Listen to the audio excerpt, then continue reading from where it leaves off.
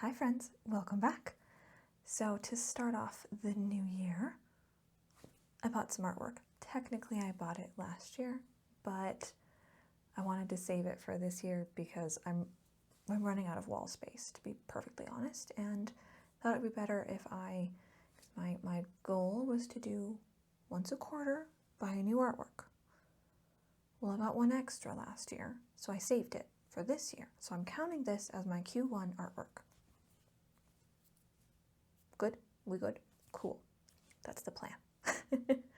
So this is my Q1 artwork. This is by Andrea Jacobson. I had been eyeing it for a bit, and then she had a pre-order sale in the fall. She only runs her artworks for a short amount of time, so I wanted to grab it while it was available, obviously, because I just love this one. I think it looks gorgeous. I think she did an amazing job.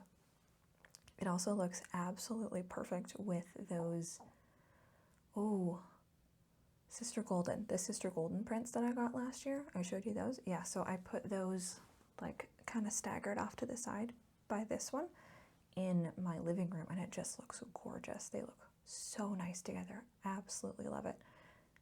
But it's finally time that I can show you this one. Yay! The time has come. So, hang on just a second. I'm going to move you a little bit closer and give you a better look, and let's chat about this gorgeous painting. So, this is The Audacity of Hope by Andrea Jacobson. Like I said, I had been eyeing this one for a minute, and then when she released it, she did it on pre-order, and I was so excited because I just snapped it right up. It took it a little while to get here. She had a bit of a snafu with the pre-orders, but seriously, it's so pretty. I have no regrets, and I didn't even mind waiting a little bit longer to get it. She was very sweet, very kind, and I enjoyed the few short conversations I had with her over email. But she paints, I believe, in oils, and she usually will paint all or most of a piece in one sitting because it's oils and that's easier to do, which I just find that so fascinating because I can't. I know acrylics are really easy because you can do them in as many sittings as you want and kind of take your time because the layers dry relatively quickly, where oils, if you leave it for a day, you need to let it dry all the way, and then you can add more, because oils are finicky. But she just, the amount of detail and expression that she gets with her brushstrokes is just beautiful. I love the gown. I love how it turns into the roses or peonies. Might be peonies. One of the two. Flowers, how it turns into the flowers. I love the addition of the green to make it look a little bit more natural. I love the little drippies even. It's just absolutely beautiful. She did a spectacular job on this piece, and I have zero regrets in buying it. I actually ended up taking this one to Hobby Lobby to get very nicely framed.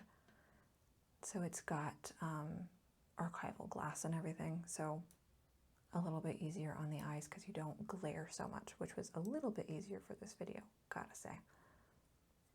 But I love the expressive nature of her brushstrokes, even in the flat areas of the navy and the white, you still have this expressiveness of this little bit of gold here, and how you have the lighter blue-gray down here, and the darker and the bright white. It's just, I love it.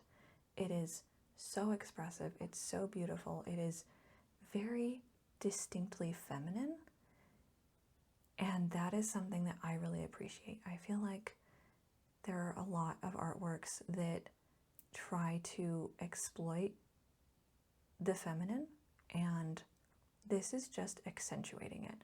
There is nothing inherently sexualized about it. There's nothing weird. There's nothing odd. It's just a beautiful woman wearing a gown that turns into these gorgeous flowers.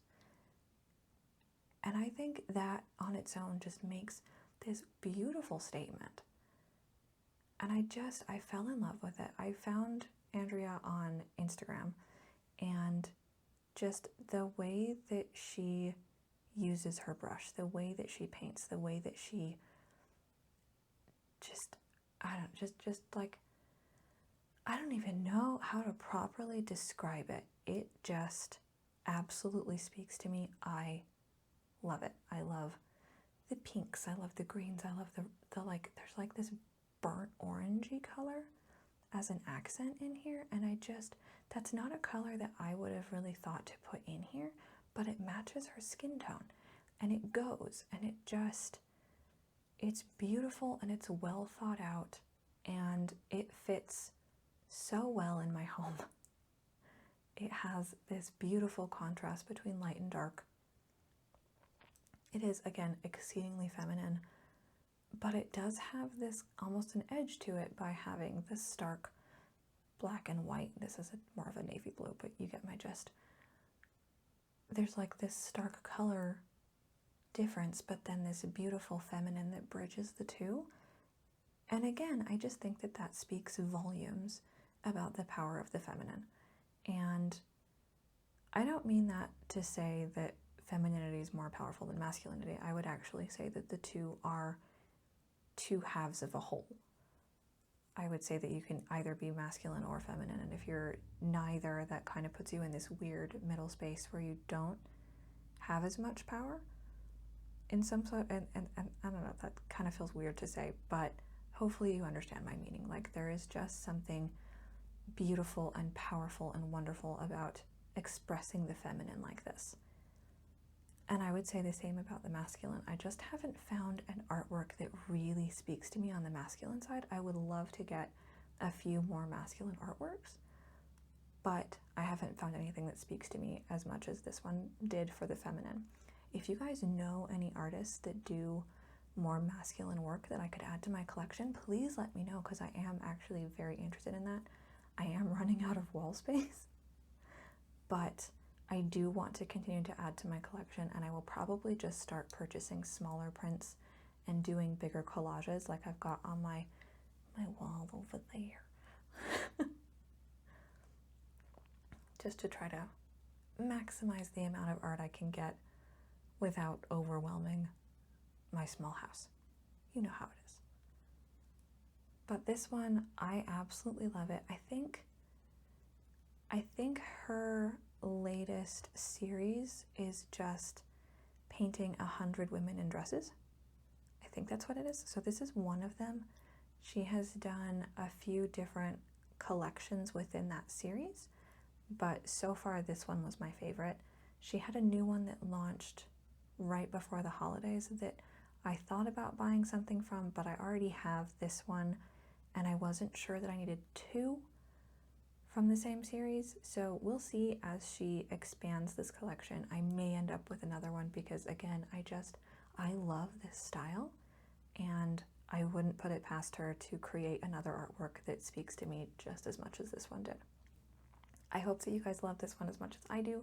It is beautiful, zero regrets. I absolutely love it, and I really couldn't wait to show you guys. I know I've had it for ages. It's been hanging on my wall, and I keep thinking, in January I get to show you. So here we are, and I'm finally showing you, and I hope that you love it. Thank you guys so much for watching. I hope you have a fabulous rest of your week. I'm sorry this video is so short. I don't have a lot to say. I just love it. That's all there is to say. I love it. It's beautiful. Great job, Andrea. Keep up the good work. Have a good week, guys, and I will see you in a couple weeks with a brand new video. Bye!